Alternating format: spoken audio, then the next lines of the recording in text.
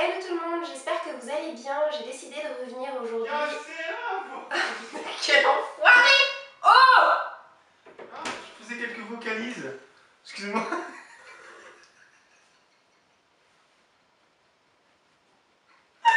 J'ai dit que tu pouvais disposer. Hein. J'arrête pour de vrai, j'arrête pour de vrai. Ouais, tu remarqueras que je l'ai fait pas trop tard. Je suis censée te dire merci. J'ai envie de rigoler maintenant. Hello tout le monde, j'espère que vous allez bien. Je suis ravie de vous retrouver aujourd'hui avec une vidéo qui va changer un petit peu d'habitude puisque j'ai décidé de revenir sur mes coups de cœur qui ont ponctué, qui ont marqué mon année 2017. Avant de vous présenter dans la seconde partie de cette vidéo mes résolutions livresques pour cette année 2018, alors je vous l'accorde, c'est une vidéo qui aurait davantage fait sens si je vous l'avais tournée au mois de janvier, mais j'attendais vraiment d'être dans mon nouveau décor et d'avoir tous mes livres à disposition afin de vous les présenter aujourd'hui dans cette vidéo. Alors parlons de mes coups de cœur de l'année 2017, j'en ai eu 12. Sachant qu'en 2017 j'ai lu entre 110 et 115 livres, j'ai pas le chiffre exact en tête, mais disons que du coup sur ce nombre j'ai eu à peu près 10% voire un petit peu plus de coups de cœur. Sur ces 12 livres, il y en a 6 qui sont des livres de romance contemporaine. Alors laissez-moi vous dire que 3 ans en arrière, ça n'aurait jamais été le cas, tout simplement parce qu'il y a 3 ans, je ne lisais pas du tout de romance contemporaine. J'avais de gros a priori sur ce genre littéraire. Sur les 6 romances contemporaines que j'ai adorées en 2017, il y en a 3 provenant de la même auteure. Il s'agit de 3 livres d'une même série, une série qui en comporte 4 qui sont des tomes compagnons, donc des tomes qui peuvent se lire indépendamment les uns des autres. Et cet auteur que j'ai découvert début 2017, c'est Brittany C. Cherry, édité aux éditions Hugo Roman. D'ailleurs, The Air It Breathes, ça a été mon tout premier coup de cœur de l'année 2017. Ce que j'aime dans les livres de cet auteur, c'est vraiment son écriture. Elle me marque systématiquement, elle emploie des mots qui sonnent justes et j'ai souvent pleuré en compagnie des livres de cet auteur. C'est l'histoire de Tristan et d'Elisabeth. Ils ont tous les deux perdu quelqu'un qui leur était proche. Alors Tristan il a perdu de mémoire sa femme et son fils, tandis que Elisabeth a perdu son mari dans un accident. Tous les deux sont voisins et c'est leur deuil respectif qui vont vraiment les rapprocher petit à petit. J'ai ensuite lu le tome 2 pour lequel j'ai pas eu de coup de cœur mais que j'ai quand même beaucoup apprécié. En revanche j'ai eu un coup de cœur pour le tome 3 qui s'appelle The Silent Waters. Dans cette histoire, Maggie quand elle avait 8 ans a été témoin d'une scène qui l'a traumatisée à vie puisqu'elle est devenue muette. Mais elle peut heureusement compter au quotidien sur le soutien inconditionnel et sur la présence de Brooks, qui est le meilleur ami de son frère et qui écoute ses silences. Et c'est l'histoire d'une tendre et belle complicité entre ces deux êtres. Et enfin le tome 4 est venu terminer en beauté cette série. Il s'agit de The Gravity of Us, dans lequel on découvre Graham, dont le père écrivain vient de décéder. Il a toujours haï son père et l'héroïne qui s'appelle Lucy a dû elle aussi faire face au deuil de sa mère alors que pour sa part elle adorait sa mère. Et ça va être la rencontre entre ces deux êtres humains qui sont extrêmement dissemblables au niveau du caractère mais qui pourtant vont s'entendre au bout d'un moment à merveille. Toujours dans ces 6 livres de romance contemporaine, il y en a également 2 autres qui sont écrits par une même auteure. Il s'agit de, je vous donne en mille, Colleen Hoover, qui est pour moi une magicienne des mots. C'est bien simple, j'ai ressenti des coups de cœur pour presque tous les livres que j'ai pu lire d'elle, mis à part la trilogie Never Never, mis à part pour Ugly Love et pour Confess, mais tous les autres je les ai adorés. Ça a été à chaque fois des coups de cœur. Donc en 2017, j'ai lu Jamais plus, qui est juste ici, s'il veut bien venir avec moi, voilà. Ce livre m'a bouleversée, pourquoi ? Parce qu'il parle d'un thème très fort, il parle de violence conjugale. Lily est fleuriste et lorsqu'elle était enfant, elle a dû faire face aux maltraitances qu'a dû subir sa mère. Maintenant qu'elle est adulte, elle peine un petit peu à se construire sentimentalement parlant. Elle appréhende un petit peu de se mettre dans une relation tout simplement parce qu'elle ne sait pas sur quel type d'homme elle va tomber et elle a très peur de vivre ce que sa mère a déjà vécu un jour. Donc c'est très poignant parce que lorsqu'on lit la fin du livre, on découvre un témoignage de la part de l'auteur qui nous parle de son vécu et du vécu d'une personne de sa famille. C'est juste hyper émouvant et ça nous fait voir l'histoire sous un regard absolument neuf. Et j'ai aussi eu un coup de cœur pour November 9 que j'ai lu en fin d'année dernière. Là aussi ça a été une super découverte. Alors ce qui m'a touchée dans ce livre, c'est pas trop le thème, contrairement à Jamais plus, c'est plutôt la construction du récit que j'ai vraiment trouvé unique en son genre. Ben et Fallon vont se rencontrer dans un restaurant en date du 9 novembre et l'alchimie entre eux va être immédiate. Pour autant, ils décident de ne pas donner suite à ce petit coup de cœur, étant donné qu'ils sont chacun à un tournant de la vie. D'ailleurs, Fallon est sur le point de prendre un vol pour New York, donc elle ne compte pas rester dans les parages. Mais il s'est quand même passé quelque chose entre ces deux-là, ils en ont tous les deux conscience. Et ils vont donc prendre la décision de se retrouver chaque année, tous les 9 novembre, pendant 5 ans, et de passer la journée ensemble et à terme, au bout de ces 5 années, voir ce que ça peut donner entre eux. Et pour terminer avec mes coups de cœur de romance contemporaine, mon dernier coup de cœur va pour Ma raison d'espérer, écrit par Rebecca Donovan et sorti aux éditions Pocket Jeunesse. Donc il s'agit du tome 2 d'une trilogie dont j'ai lu le premier tome en 2015. Le premier tome avait déjà été à l'époque un coup de cœur. Emma ne vit désormais plus chez son oncle et sa tante, ça va beaucoup mieux. Elle a réussi à sortir de cette situation grâce à sa meilleure amie et à son petit ami et elle souhaite maintenant emménager chez sa mère pendant les quelques mois qui lui restent entre la fin du lycée et le début de son entrée à la fac, afin de tisser des liens avec sa génitrice tout simplement. Donc c'est une histoire assez percutante, là aussi j'aime beaucoup la plume de l'auteur et j'ose espérer que peut-être le tome 3 sera également un coup de cœur. En 2017 j'ai ressenti des coups de cœur également pour deux livres qui sont moitié historiques, moitié fantastiques, à commencer par Le secret de la Dame en rouge. C'est écrit par Béatrice Beauté et c'est sorti aux éditions Scrinéo. Violette est une jeune aristocrate qui a quitté sa famille, qui a pris la fuite dans le but d'échapper à un mariage arrangé. Elle est montée à Paris où elle travaille désormais sous la houlette d'une femme qui se sert de son pouvoir et de sa capacité à lire le passé et l'avenir dans l'eau. Et la jeune fille va faire la rencontre de Florimond, qui est un journaliste parisien qui enquête sur une série de meurtres assez sordides. Et à partir du moment de cette rencontre, le destin et la vie de Violette vont être chamboulés à jamais. Comme d'un côté j'aime l'historique et comme d'un autre côté j'adore le fantastique, lorsque je peux avoir un récit qui offre un habile mélange des deux, je ne suis que joie et extase. Là ce récit se passe à la fin du 19e siècle. J'ai adoré l'ambiance qui se dégageait des pages du récit. C'est une histoire qui est riche et colorée à souhait, le contexte est soigné et les personnages, qu'ils soient principaux ou secondaires, sont vraiment hauts en couleur, donc j'ai pu me régaler du début à la fin. Un autre livre qui est hybride comme ça, moitié historique, moitié fantastique, pour lequel j'ai eu un coup de cœur.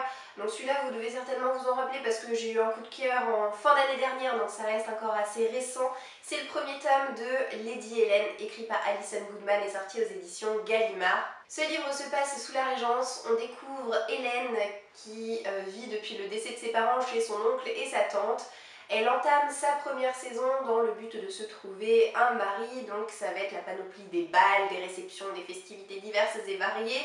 Et Hélène a l'air d'être tout à fait normale, sauf que voilà, du jour au lendemain, elle va commencer à se découvrir des capacités un petit peu étranges. Je sais que les avis sont globalement assez mitigés par rapport à cette lecture. En fait, c'est soit on aime, soit on n'aime pas, mais personnellement, j'ai adoré, la mythologie est super originale. Un de mes coups de cœur 2017 est allé pour un roman purement historique que j'ai lu sur un réel coup de tête. Il s'agit de La colline aux esclaves, écrit par Kathleen Grissom et sorti aux éditions Pocket. En 1791, Lavinia, qui est une petite orpheline âgée de 6 ans, va être recueillie par le capitaine d'un navire qui va l'emmener dans sa plantation en Virginie. Il va lui offrir une place de domestique. Alors c'est sûr que physiquement Lavinia dénote un petit peu avec son teint de porcelaine et ses cheveux roux parmi les esclaves noirs de la plantation, mais ils ne vont faire absolument aucune différence et prendre Lavinia sous leur aile. J'ai vraiment vécu ce roman de manière très intense, je me suis sentie transportée hors du temps, je l'ai trouvé bouleversant, palpitant et grandiose. La fantasy, c'est l'un de mes genres littéraires préférés et j'ai réussi à avoir un coup de cœur l'année dernière pour un livre de ce genre. Il s'agit de Shades of Magic, le premier tome d'une trilogie signée V.E. Schwab qui a été édité aux éditions Lumen. Dans cette histoire, on découvre Kel, qui est un Antari, c'est un magicien du sang. Il a été adopté par un couple royal et il a la capacité de voyager d'un monde à un autre. Même si Kel a beaucoup de qualités, il a également quelques défauts, à commencer par le fait qu'il fasse de la contrebande. Il est un petit peu collectionneur dans l'âme et il a pris la mauvaise habitude de transporter des objets d'un Londres à un autre alors que c'est formellement interdit. Un jour, il va se retrouver avec une pierre de pouvoir entre les mains qui serait issue du Londres noir. C'est un Londres un petit peu oublié de tous, un Londres maudit qui a été détruit par la magie. Et dès lors qu'il va avoir cette pierre en sa possession, il va lui arriver plein d'ennuis. L'ambiance qui se dégage de ce récit est assez sombre, mais ce qui m'a énormément marqué, c'est la complexité et la richesse de cet univers. Et les deux derniers livres pour lesquels j'ai eu des coups de cœur en 2017 appartiennent au registre de la science-fiction. Le premier n'est autre que le premier tome de la série La Faucheuse, écrit par Neal Shusterman, est sorti dans la collection R de Robert Laffont. Ce que j'ai adoré dans ce livre, c'est vraiment l'originalité folle de l'histoire. C'est-à-dire que dans ce livre, dans cet univers, la mort n'existe plus. Si vous sautez du 40e étage d'un immeuble, si tant est que votre immeuble fasse 40 étages, si vous faites écraser par une voiture ou que sais-je encore, vous n'allez pas mourir. Ça va juste vous garantir un passage éclair au centre de résurrection le plus proche de chez vous. Il y a quand même des morts, mais les morts sont désormais contrôlés par les faucheuses et les faucheurs. Ce sont des personnes qui ont pour fonction de glaner l'âme des gens, mais ces personnes-là doivent remplir des critères particuliers et ils doivent obéir à un certain nombre de commandements. Ils ont des quotas à respecter, ce genre de choses. Ce que j'ai trouvé absolument intéressant dans ce récit, c'est qu'en plus de l'originalité extrême de cette histoire, l'auteur nous propose des réflexions assez pertinentes, assez intelligentes sur la condition humaine, sur les notions de bien et de mal, de vie et de mort, sur aussi bien des thèmes politiques que religieux. Et l'autre livre de science-fiction pour lequel j'ai eu un coup de cœur, c'est le tome 2 de la trilogie Illuminae, écrit à 4 mains par Amy Kaufman et Jay Christophe, et sorti aux éditions Casterman. C'est de la science-fiction qui se passe dans l'espace, c'est clairement pas au premier abord ce que j'apprécie. Mais ce qui m'a énormément plu, c'est l'originalité de ce livre. En fait, l'originalité, c'est un petit peu le maître mot. Moi, dès qu'il y a quelque chose qui sort des sentiers battus, en général, j'apprécie pas mal. Et dans cette histoire, ce qu'il faut noter, c'est la mise en page attractive et particulièrement soignée. L'histoire ne s'organise pas de manière classique, sous la forme d'un récit bien structuré. Au contraire, on a une accumulation de comptes rendus, d'échanges de mails, on a des schémas, des dessins, plein de choses comme ça. Des résumés de vidéosurveillance, et le récit est une accumulation de ce genre de petits supports, et oui, c'est ça qui donne une histoire, et j'ai juste trouvé ça incroyable. J'avais beaucoup aimé le premier tome, mais ça n'avait pas été un coup de cœur. En revanche, ce tome 2, je n'ai absolument rien eu à redire dessus. Voilà, j'ai fini de vous faire le récapitulatif des 12 coups de cœur qui ont marqué mon année 2017. J'ose espérer que j'en aurai tout autant cette année, même peut-être plus, qui sait. En tout cas, en janvier, j'en ai déjà eu 2, donc je pars assez optimiste. Je vais maintenant poursuivre avec mes résolutions livresques pour cette nouvelle année. Alors vous allez voir, ça va aller assez vite. Le premier objectif, c'est un objectif que j'ai tous les ans, c'est celui de terminer 10 séries ou trilogies. Enfin, une trilogie pour moi c'est une série, mais voilà, 10 séries que j'ai déjà d'entamer. L'année dernière, je n'ai pas réussi, j'ai réussi à en terminer 7, donc voilà, 7 c'est pas 10, mais ça reste 7. Quand on reçoit comme moi beaucoup de services presse, on reçoit des tomes 1 et on en lit à l'appel, donc c'est très facile de commencer des séries, mais c'est beaucoup plus difficile de prendre le temps, de continuer et même de terminer les séries qu'on a déjà en cours. Un autre objectif que j'ai, c'est celui de lire en 2018 10 romances historiques. Je lis beaucoup de romances contemporaines. J'aime beaucoup la romance historique, mais c'est vrai que j'ai tendance à la délaisser un petit peu au profit de la romance contemporaine. Et comme dans ma pile à lire, j'ai pas mal de romances historiques, j'aimerais pouvoir m'y remettre un petit peu. Je vais pas vous lister des livres parce que j'en ai quelques-uns, j'en acquerrai certainement davantage cette année.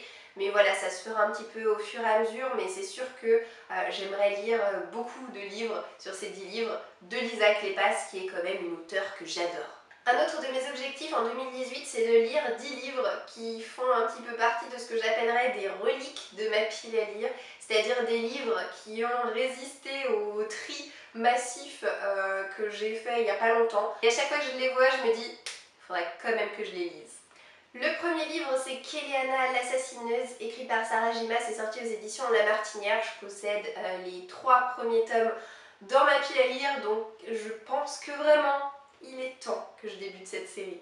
Le deuxième livre, c'est une suite de série. J'ai lu le premier tome il y a je sais pas combien de temps et je me dis il faudrait peut-être que j'avance parce que ça s'était révélé être une lecture assez satisfaisante. Donc il s'agit de Prodigy, écrit par Marilu et sorti aux éditions Le Livre de Poche. Le troisième livre, c'est Tornade, écrit par Jennifer Brown et sorti aux éditions Albin Michel. Le quatrième livre, c'est À tous les garçons que j'ai aimés, écrit par Jenny Anne et sorti aux éditions Panini.